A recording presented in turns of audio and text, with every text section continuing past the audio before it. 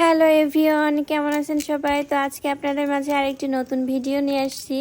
তো আজকে আমরা দেখাবো আমাদের গ্রামীণ স্টাইলে কিভাবে ঐতিহ্যবাহী আমাদের এলাকার তালের পিঠা বানানো হয়। এটা আমি অন্য কোথাও দেখি নাই, তো শুধুমাত্র আমাদের এলাকাতেই দেখছি এই পিঠাটা তৈরি করতে তাল দিয়ে।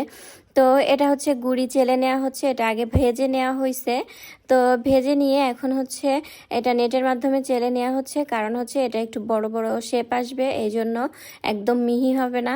আর এটাতে ইউজ করা হবে গুড়, এটা হচ্ছে খাঁটি খেজুরের গুড়, আমাদের একদম অথেন্টিক আর এলাকার। আর এটা হচ্ছে তাল, এটাও অথেন্টিক আমাদের গাছের।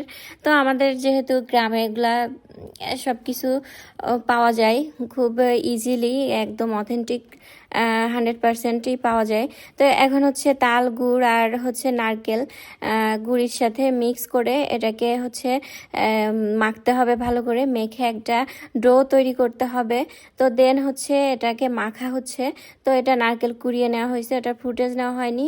তো নারকেলগুলা এর মধ্যে দিয়ে দেওয়া হয়েছে, আগে এটা দেখাতে পারলাম না। তো এটা হচ্ছে ফাইনালি এই খামিরটা তৈরি করা হয়েছে, ডোটা।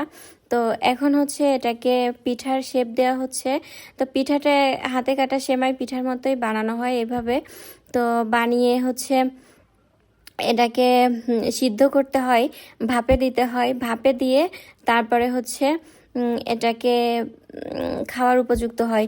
তো এটা হচ্ছে আমাদের এক সাইডে এটা আটাগুলো হচ্ছে ভালো করে মেখে নেওয়া হচ্ছে একদিকে, আর অন্যদিকে পিঠা বানানো হচ্ছে।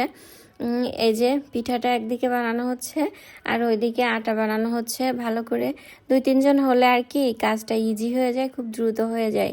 তো এটা হচ্ছে কাঁচা পিঠা আর এটা হচ্ছে সিদ্ধ পিঠা, মানে ভাপে দেওয়ার পরের পিঠা এটা। তো এটা ফাইনালি খাওয়ার উপযুক্ত হয়ে গেছে, এখন এটা নারকেল কোড়া দিয়ে সার্ভ করতে হবে। তো সবাই ভালো থাকবেন, ভালো লাগলে লাইক কমেন্ট ও শেয়ার করবেন। তো আজকের মতো বিদায় নিচ্ছি, দেখা হবে নেক্সট ভিডিওতে। আল্লাহ হাফেজ।